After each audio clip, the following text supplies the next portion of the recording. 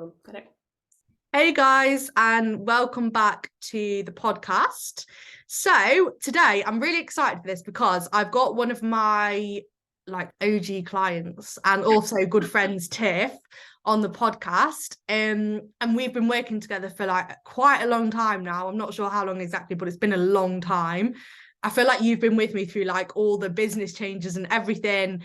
And we both come from a swimming background as well. So yeah, I'm really, really excited to kind of get into this. And what we're going to do, we're going to go through a bit about Tiff and obviously what you do, where you're at now. And then we're going to go through your journey essentially, because you've come such a long way with everything. And I think, it's quite what you've been through as well is something that I think a lot of girls actually do struggle with.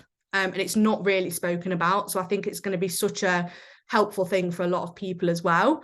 So anyway, I'll stop going on. Do you want to do a bit of an intro about what you do now, job wise, what your training looks like at the minute, and then we'll go right back to kind of the start? Sure, no problem. Thank you so much, Leah, for the introduction. I feel like, yeah, we've known each other such a long time, worked together such a long time, but I feel like we connected long before that already. So it's been a few years, hasn't it? I'm glad we got to this point, though, kind of working together, but also able to do a podcast together. I can't let anyone down because a little bit hype behind it. But yeah, as Leah said, I'm Tiff. We've worked together probably around 2.5 years now as kind of client and coach, which I've really enjoyed and gained so much from in the process. But long before that, my journey, I guess, originally started with my swimming background, which is where probably Leah and I first connected actually. So I never swam competitively when I was younger, which is a little bit different to Leah, but it was something that I was always really passionate about. It's probably my biggest hobby that I've had since I was a little child. So always stuck at it, always wanted to take it a little bit more seriously and put more time into it because I just loved it. I loved the feeling that swimming gave me. I loved being able to put all my energy into something. And I guess the community side of things as well, because anyone who's been involved in swimming or other kind of endurance sports like running as well, you get a massive community around it. So I started to take swimming a little bit more seriously when I hit age 16. And to be honest, I think I did that with the rest of my lifestyle as well. I took things like my nutrition and my diet around that a lot more seriously too, which is something I continued with when I went to university when I was 18. So I went to Loughborough. That was for the purpose of studying sport and exercise science, which is again a little bit of an overlap with what Leah's background is as well. And I got so much more involved in swimming at Loughborough. Anyone who knows Loughborough has been there kind of just for visiting or even studied there will get why I've said that. It's almost like a bit of a hub for swimming. And that's kind of one of the core reasons why I went there. So to be involved in swimming a bit more, be in an environment that supported swimming. And through that journey, I was lucky enough to work with British Swimming and do an internship as part of my degree, which was an awesome part of my life. It was hard work, I'll be really honest, but an amazing part of my life because it gave me so much exposure to elite sport first and foremost, but also kind of just what the life of a professional swimmer looks like. And that goes far beyond what happens in the pool or even what happens in the gym. It was probably the biggest eye opener for me in terms of the nutrition side of things. And I think it was so beneficial for me because not just did I learn what swimmers need to eat or how much actually swimmers need to eat because it's a lot, but also just how much they enjoy their food more than anything. It's not just there as fuel. It was something that they love. They do it socially as well, cook together or go out for coffees and treats together and stuff. And that gave me so much insight that was really valuable to me at that point in my life. If I'm really open and honest, that was a point in my life where I was actually struggling to balance everything in what I was doing day to day. And that's from a sense of with my studies, with the work experience and the volunteering I was doing with British Swimming, my own training as well, struggling to balance that with everything I had going on. So I guess I had a lot of plates to spin and there were times when I thought I was on top of it. But looking back now, a few years on and a few years out of it all, I can definitely admit that I wasn't balancing it all well enough. And actually I was letting quite a lot of things slip. So one of those was my own nutrition, like I mentioned, and probably just not doing what I should have been doing to get the recovery side of things right. Yeah. So, I know Leah, you probably experienced something quite similar yourself at uni, carrying on with training side of things or getting more involved in maybe the gym side of things for you at that time. And obviously, as anyone knows who studies either at uni or at college, you have so much of a high workload that it does become a bit of a struggle to balance things. Yeah. Sometimes, you know, it only happens for a few weeks or so if you've got deadlines. Sometimes a little bit longer than that. And I think I just found myself in a position where it was really, really extended. Eventually, obviously, finished my degree, which is fantastic. Did well with that. Carried on with British swimming a while longer, and then eventually moved back home and got more specialised in nutrition, actually, because I found that was the bit of sports science that just really intrigued me the most. That's what I still do now. For anyone who doesn't know, I am still a senior nutritionist. So I work for a private company, mostly dealing with elite sports. Some of that is still swimming, a little bit of that is swimming, but otherwise it's in a range of different sports now.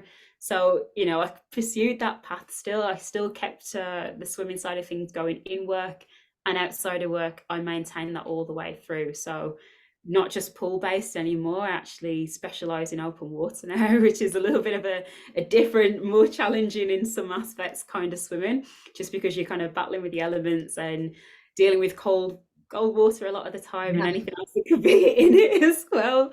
So it's a little bit of a change, but for me, I just feel like it suits me a lot more personally. As much as I like pool swimming, and you get to bump into quite a few people when you pool swim, it's not my kind of thing. I prefer being in nature, in the outdoors, the heat in summer as well. And open water gives me a lot of that. It gives me a bit of freedom. I can travel to some really cool places and swim in some really amazing spots. And it's just something different. It's something a bit more out there. You don't actually get as many people who do open water versus who do just general swimming or pool swimming. So it's a little bit different, and my training does look quite different to what a normal pool swimmer's training would look like. We can go into that in a bit more detail if you're interested, Leah. But I know it's not everyone's cup of tea, so I won't talk about it too much yet.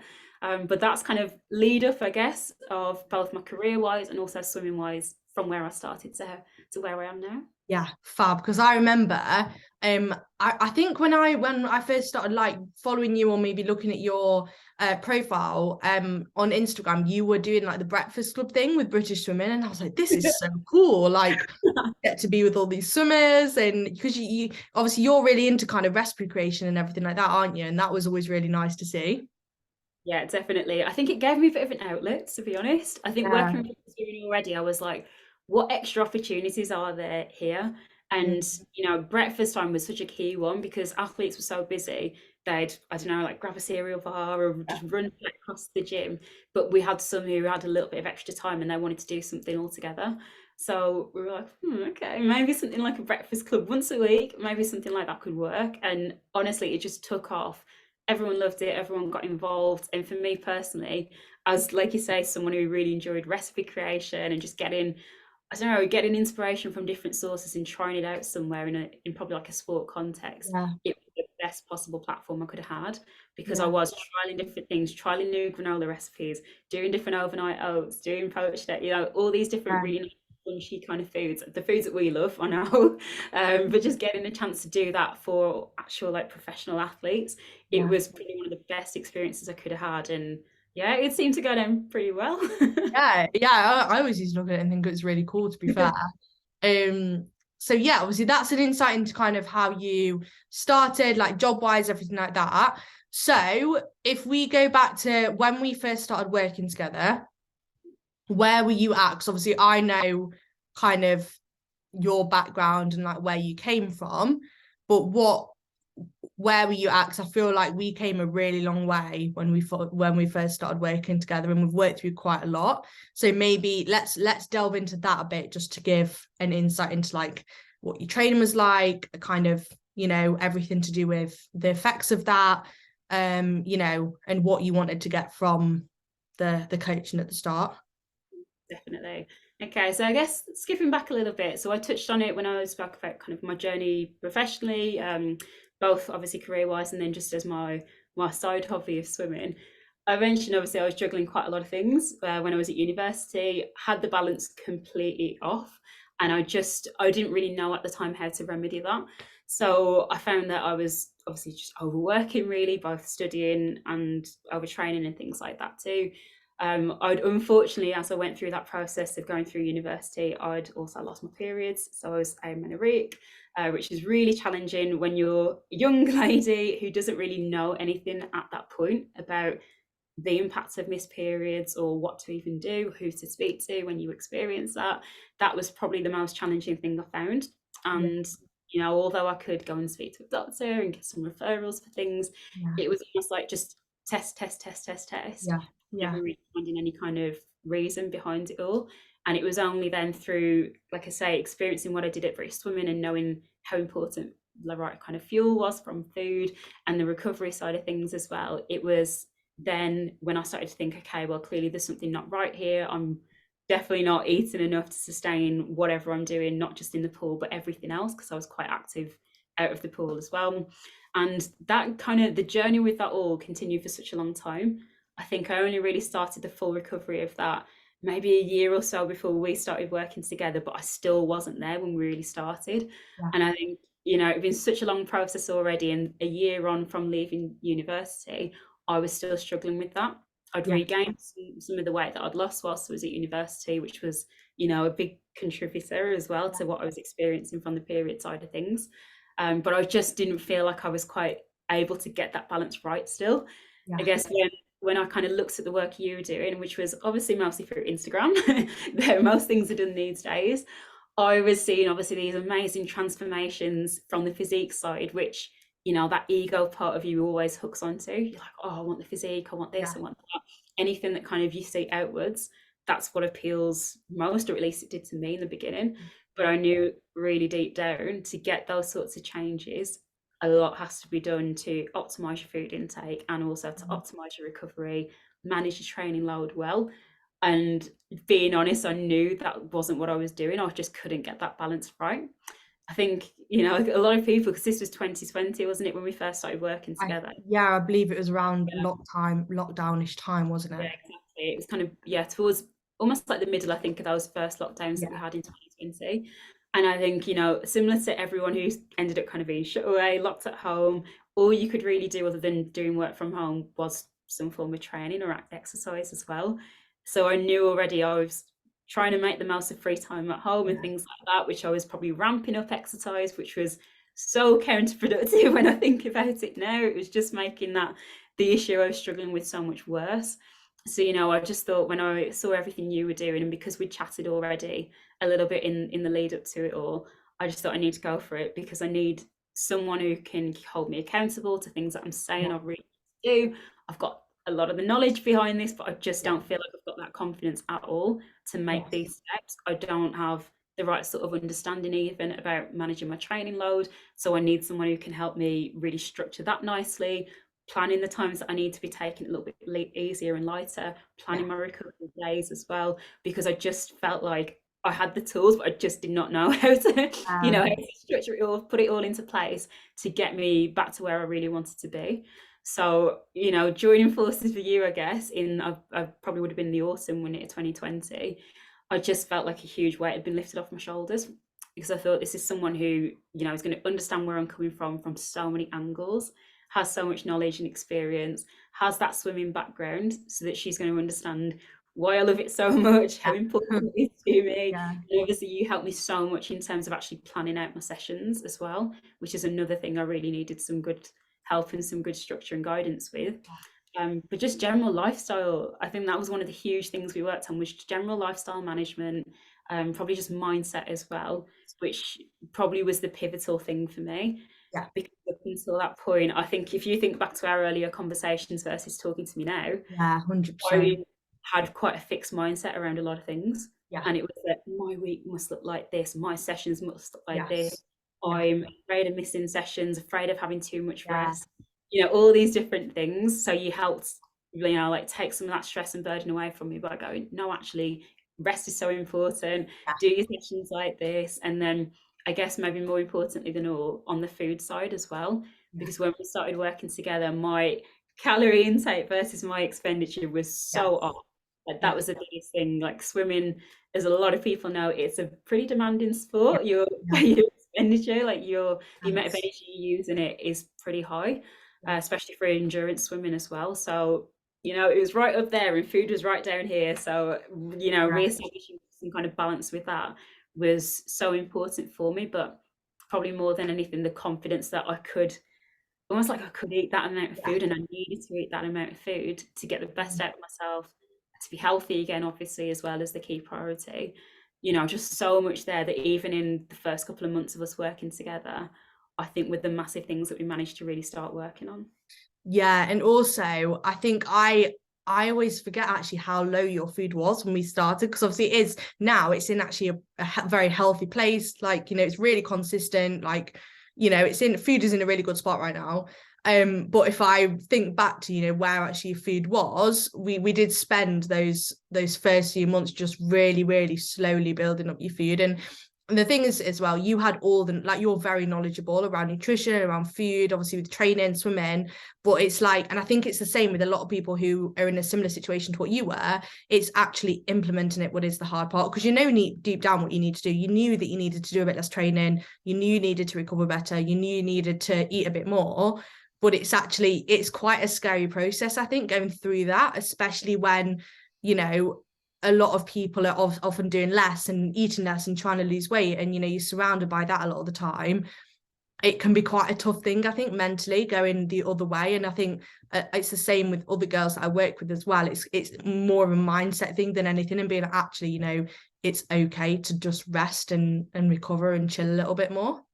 Oh, definitely. And I think you've put a bit of a barrier in place as well, whether you know, whether it's subconscious or not, you just have this bit of a barrier, which is it just prevents you from making that step and making the changes that deep down you know you need to make. And Yes. it's once you kind of have, like I said, the skills, the confidence as well, and maybe the support too, to really push through that. And you start seeing the benefits on the other side. That's what gives you that reinforcement, I think, that you are making the right decisions, that, you know, eating sufficiently, that resting enough is going to do you the world of good. And Yeah. it kind of, you know, reduces the stress, the anxiety around missing a session here and there, or eating a little bit more food than you might normally do. Yeah. These are all massive positives, and they're the kind of things that stay with you for life as well. Because I, you know, the position I'm in now, which is probably 2.5 to 3 years on from when we started this process, I am so much less stressed than I used to be, and have so much less anxiety around anything. And that's, like I Yeah. say, in sessions or eating something different or going out for meals, like all of that's completely transformed. But it took so much gradual work It to get does. to that point, because it was almost like I was too rigid, too fixed in the first instance to be able to feel that way. So it's, I don't know, but I know it's scary. And obviously I've spoken myself to so many other girls that have either experienced something really similar or just little, you know, little elements of what I've been through. And everyone seems to feel the same way. I Yeah. don't like, you know, I don't like putting a lot of blame down to things like social media or anything like that. But there obviously is a little bit of a contribution from stuff Yeah. like that Of sometimes. Like if course. you're someone who is active on social media, obviously it depends who you follow or what you follow and what you Yeah. engage in most in terms of the content you look at. But there is a big element to that as well. And I think position I was in then, maybe because obviously I was a bit younger back then, and my interests as they were back then, it was very fitness orientated. Yeah. And Yeah. naturally, because Instagram is a highlight, you know, it's a Yeah. highlight Of platform, course. Yeah. the best. You see people in their best physical shape, or see Mm. people on their great days when they're eating so many like nutritious foods that look incredible, but it's just not the full story. And I think back then I was a little bit too naive to really appreciate that all. And I thought, well, it's either all or nothing. You've either got to be spot on all the time and look incredible all the time, or, you know, it's almost like, what's the point? Yeah. So, Yeah. no, which I think a lot of people still still struggle with sometimes. And I, you know, I'll have days sometimes when I definitely still feel a little bit of that. And I think it's only reflecting on position I was in a few years ago versus what I've managed to do now, and the position I'm in now, which I go, no, it was worth it. And Yeah. I don't really Definitely. want to listen to these kind of thoughts or, you know, the feelings that I've got if I'm feeling a little bit off one day, because Yeah. I don't want to ever end up back in that place again. So Yeah. Yeah. Yeah. And I think it's actually way more common than people think as well, you know, because a lot of people won't talk about the fact that, you know, they don't have a regular cycle, or actually they're training to the point where they've lost the cycle. And I think it is, like, obviously something that needs to be worked on and spoken about a little bit more. And obviously I'm not, you know, I'm I'm not a doctor or anything like that, but obviously I can you know, if we can help support bringing food up and, you know, managing stress and all these things, these are all things that are going to contribute to actually someone having a regular cycle and actually being healthy in themselves. And I still remember, like, when you messaged, you were like, oh my God, like it's back, and it was like the best feeling in the world. It honestly was. It's probably something which I'm trying not to get emotional about now, actually, because it just been such a build up to that point Yeah, when, you know, we were quite lucky because I remember we started working together what probably would have been the November of 2020, and literally I got my period back again in January 2021. yeah, yeah, Obviously 2 years on from that now, but I just remember it seemed to happen so quick in the yes, process of us working together. But in my head, I knew I wouldn't have got it back that soon if we hadn't have started working together, if I hadn't have got the support from you, because I just couldn't, you know, I just didn't yeah, feel that confident to make the changes I need yeah, to. And I don't know, maybe it's something where there just had been that little bit of a block because I just wasn't ready yet. I wasn't in the right kind of condition for it to happen, for I don't know, to kind of make all the steps I needed to get myself back healthy again. But I think the best thing about it is because it happened so soon on, it was again that reinforcement for me that I was doing something so right for myself, and that I would be really, really foolish if I stopped there, because yeah, that would, you know, that would have been the alternative. Because I remember when we started working together, it's like, okay, what are your goals? And in a roundabout way, I managed to, you know, like divulge yeah, that to you. I think we did focus on the physique side first, and I thought, I'm not being honest here. I just yeah, need to come out and say it. yeah, It's restoring periods first and foremost. That is the most important. yeah, And it just got to a position. I thought, well, what's next then? What do we do now? And yeah, that's almost like opened up or unlocks that second part of the journey for us, which has been focusing on everything else, like much more of the education side, much more of the like optimizing training then, which I can now afford to do because, like you said, food's in a really good yeah, spot, exactly. so much more, like more than I have done in years and years, and feeling great with it. Obviously, Yeah, recovery is much, much better as well. yeah, Sleep, everything to do with my lifestyle now is so much stronger than it used to yeah, be. yeah, And, you know, there's certain bits of my personality type and my mindset that lend themselves to being able to sustain this lifestyle because in all honesty, like the training I do week on week is still quite demanding. It's yeah, high volume because it's endurance swimming, it's S&C like we've introduced now. There's a yeah, bit of the kind of stuff I enjoy doing, like a bit of Zumba or yoga yeah, and things like that in there because it's just fun to me. But you know, I wouldn't be able to do all of those activities right now if I hadn't have done the groundwork in terms of building exactly. food back up and managing stress levels and getting sleep as high as it possibly Mm, can be as well. yeah, Because you know, it doesn't, any other form of lifestyle just doesn't support that level of activity. And yeah, it's, you know, the kind of thing I've really had to come to appreciate. Possibly working in elite sport helps with that because that's the mindset that I take on probably quite naturally because it's the, like, you know, majority of the work I do. But it is that athlete mindset now of, look, I'm making choices that support mm, training, support eventually my competition when the season starts in a few months' time, and it becomes easier then for me to make the right choices for myself. And they're the kind of choices that really do support my health, my yeah. performance, and my lifestyle, really.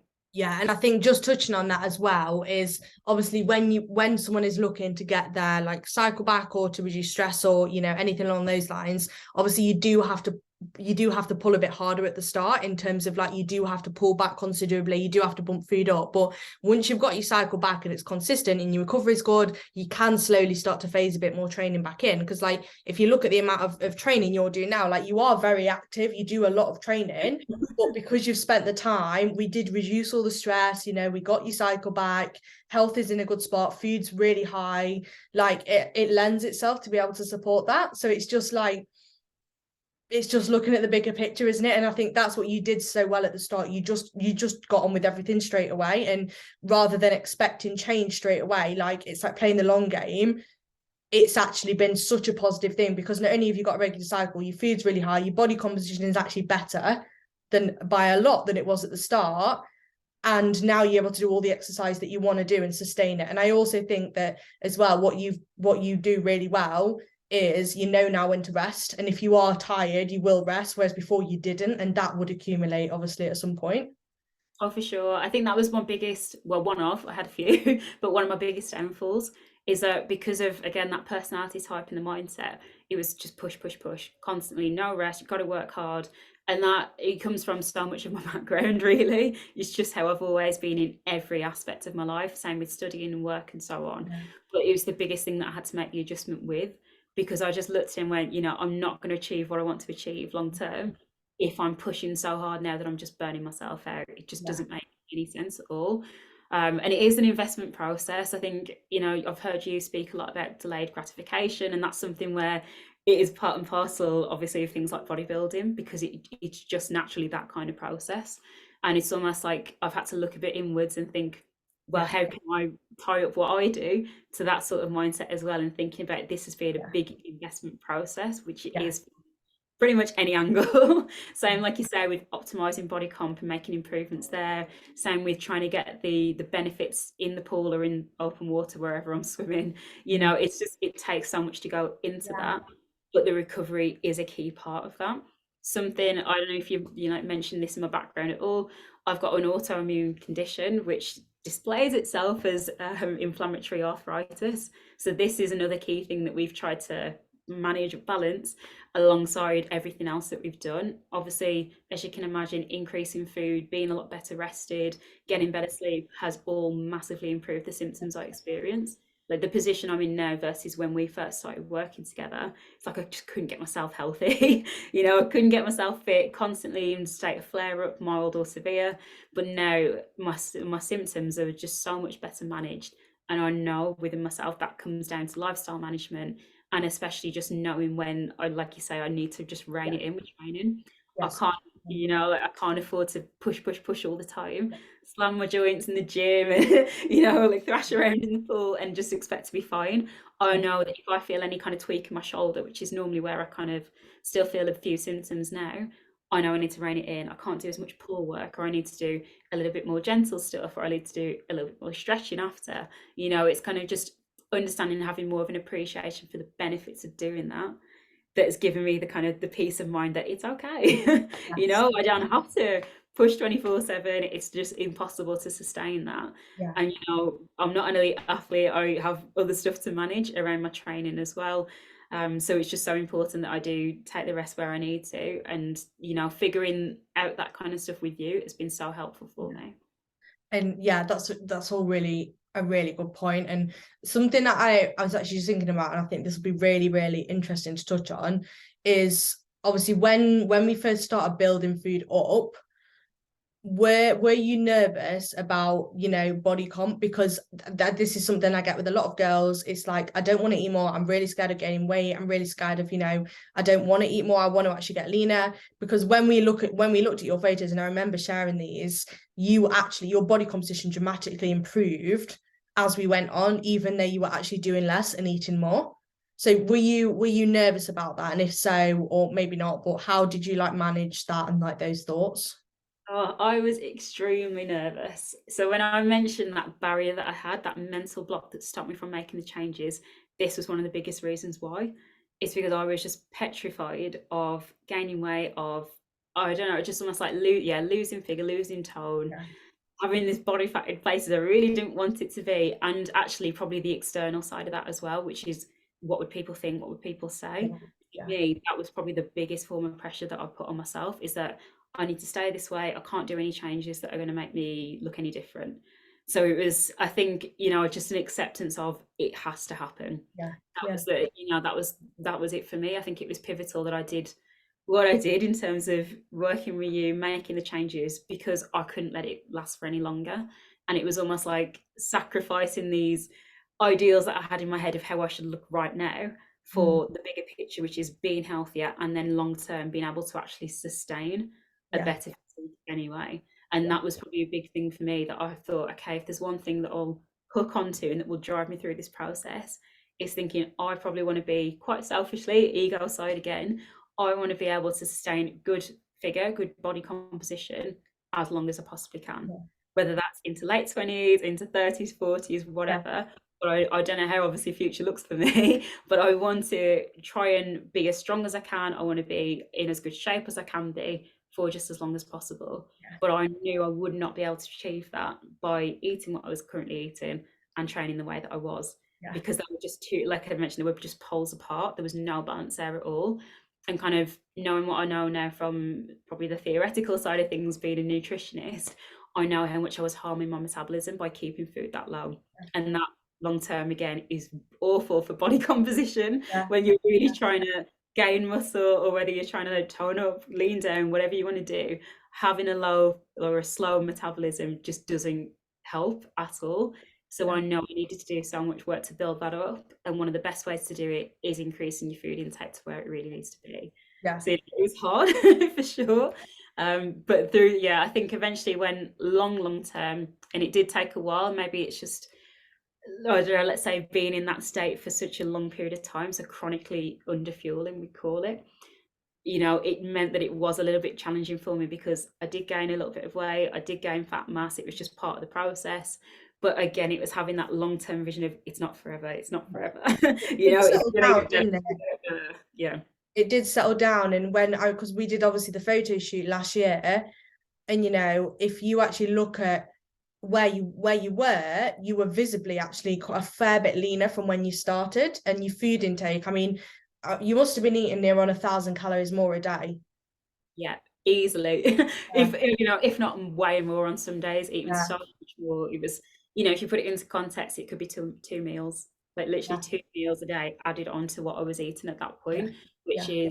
is huge. And I've got to be transparent with it. It was difficult, not just from the mindset side of things, even physically. Actually, if you remember when we first did start building food up, Yeah. I would say, oh gosh, well, firstly, I feel so full because I'm just Yeah. not used to the volume of food. Yeah. There was the secondary side of that, which is maybe getting a few stomach symptoms as well. So like a little bit of either indigestion or bloated or cramping and things like that, which again, it's fairly common to experience those sort of symptoms if you've chronically eaten a lot less than what you should do. Yeah.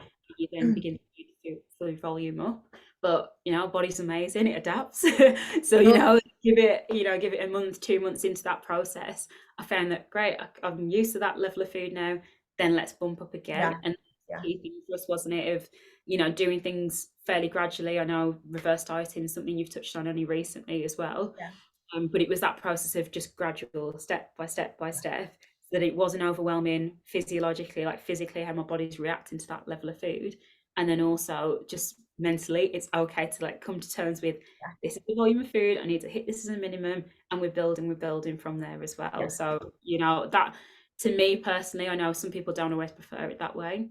That's the way that felt best for me, because if we would have jumped in straight away and gone, okay, let's get to that plus 1,000 calorie point that I'm at now, or a little bit beyond that now, I just couldn't have handled it. Yeah. It would have been so overwhelming for me. I probably just wouldn't have even known how to manage that within my diet, because the way I like to eat, I'm fussy, I admit it. So it was tricky, wasn't it? Us testing out, will this work? Will that work? How about this? It works so much better to do that all way more gradually than try and jump in and do it all straight away. Yeah, and that's the thing as well, because I think anyone in this scenario, like, it's not just about your body and what your body needs. It's like it needs to feel manageable and achievable for you as well. And it needs to be like baby steps in the right direction, rather than just going in. And even though it probably would have been maybe better for your body physically to have that jump in calories, like mentally, it's not going to happen coming from where you were. And it's the same with anyone. So yeah, it's been a big journey, but with lots of positives. But I think you were so good at like playing the long game with it as well. Like I think it's really difficult coming from that situation to think years down the line, but ultimately it is, it does take a while. And even like, yes, you got your cycle back quickly, but we then had to solidify that. And we said, right, let's just aim to get now a few consistent cycles in to make sure it's actually, it's actually there and it's actually consistent. And it's been 2 years plus now, and you're training lots, your food's high, you're doing your races this year, and that's something I wanted to touch on as well, because I think a lot of people see like obviously me doing bodybuilding and think that everyone I work with is a bodybuilder, whereas actually I've got like multiple girls that run, girls that do half marathons and marathons. Obviously you're open water swimming, and there's so much variety within it. And I think because I came from obviously an S&C swimming background, like I absolutely love that type of training,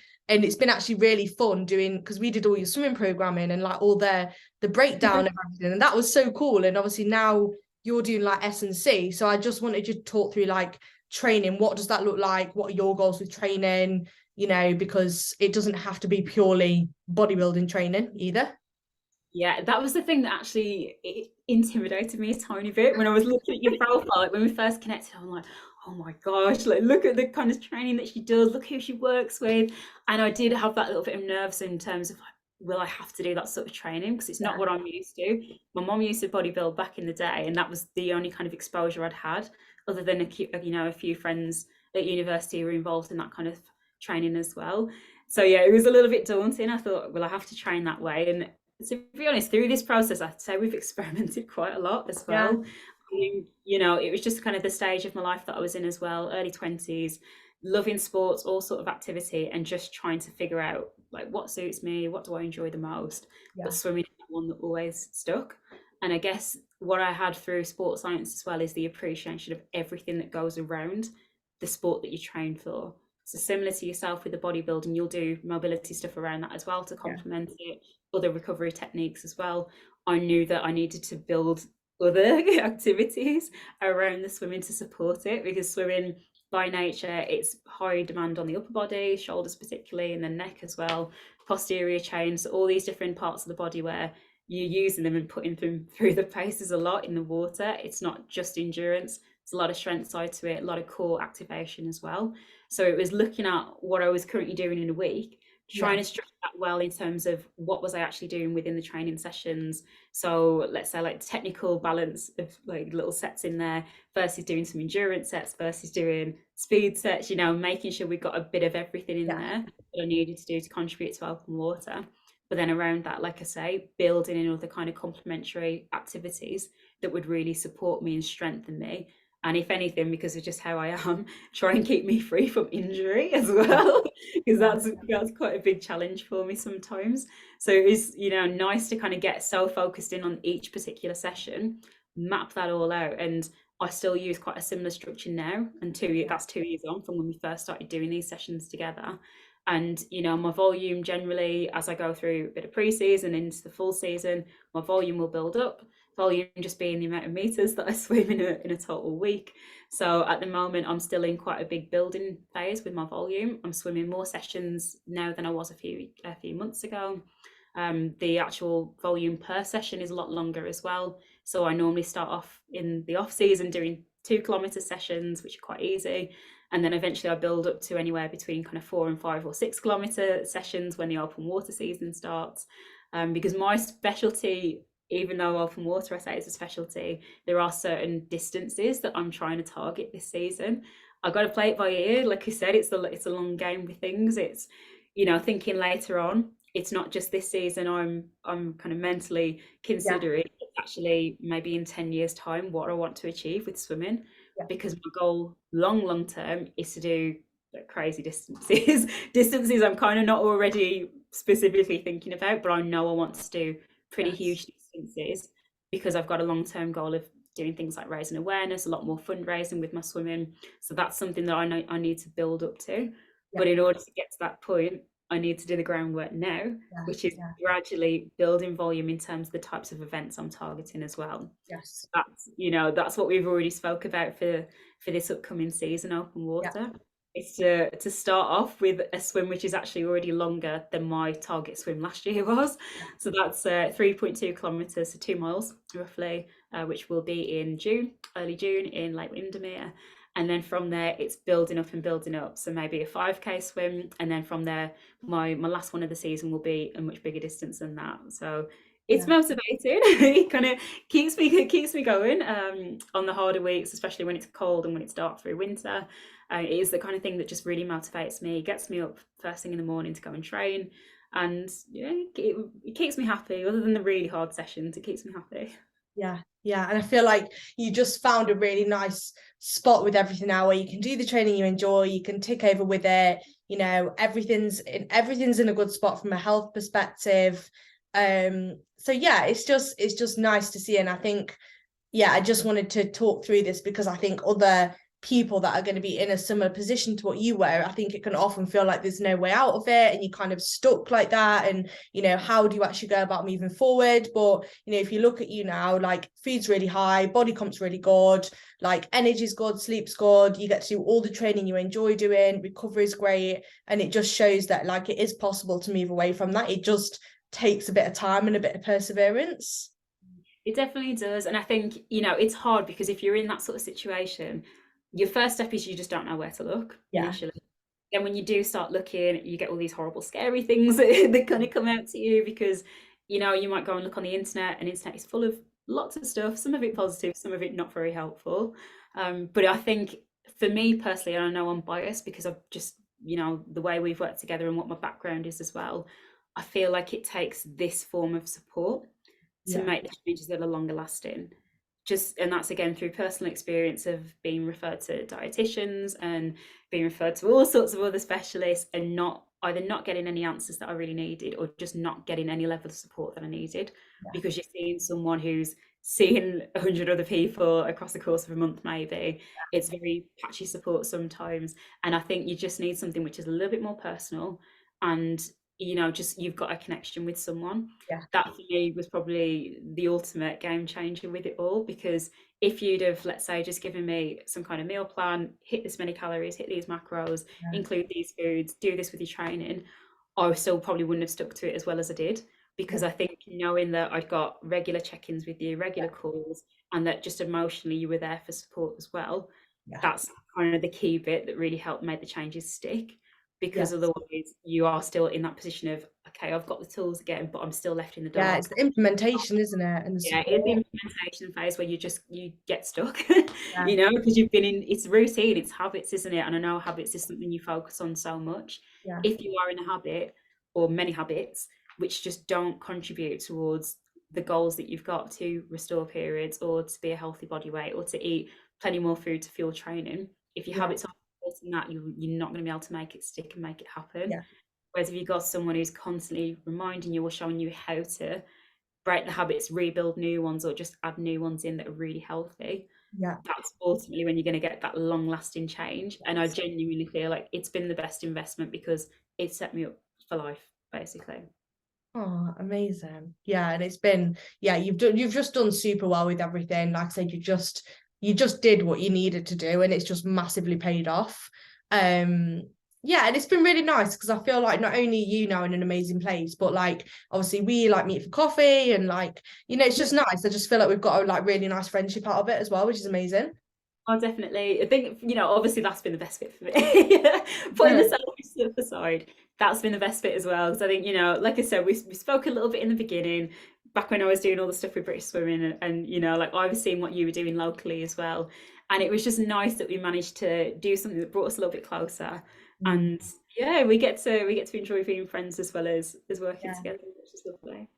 Yeah, which has been nice. So thanks so much. This has been really, really good, and I'm sure like it will benefit a lot of people as well. So it's been good, and I've never done a podcast before that has like gone through this, and someone that's actually been through this. So I think it'll be really, really useful. I hope so. It's like a bit of an exclusive scoop, to be honest, because I don't normally, I haven't really spoken about Yeah, this, you know, this side to me, or this history that I've got with anyone who hasn't almost like been there and seen it yeah, all, like family and friends and things. I've obviously spoken and told people bits and pieces of yeah, the story, but this is the first time I've really fully opened up, explained it all, gone through everything. So I really do hope it helps people. I hope that if they feel like they need further support, they reach out either to you. People can obviously send questions to me as well if they ever yeah, want to. I'm more than happy to help. I think the biggest thing that I wanted to do once I finally got to that point of being able to open up, share my story, is just help people who are feeling the same way. yeah, Because it can be lonely sometimes. It can be so draining, so demanding, and you do feel like you're a little bit lost with it. So if there's anyone who needs any kind of extra support, then you know, feel free to open up my communication methods as well. What's your? Do you want to say your like Instagram so people can message you if they want to? Yeah, sure. So on Instagram, I'm the cooking yam. So Leah follows me, so it should be fairly easy to find on there. You'll find a lot of foodie stuff. That is my background. Like Leah said, there's a lot of recipe development on there as well. So you might find some recipes. Otherwise, now it's a bit more bloggy. So there's a lot of foodie stuff on there, a bit of travel, but just general feel good stuff as well. Amazing. And thanks so much, because I know like it's been a big journey and I know it might have been a bit tricky to talk through sometimes. So I really appreciate you like talking through everything and sharing it all. That's okay. Just thank you for having me. I've wanted to do another podcast for such a long time. So yeah, I'm glad to be back. Yeah, it's been nice. I love doing these. So yeah, thank you so much. And yeah, we'll be back soon.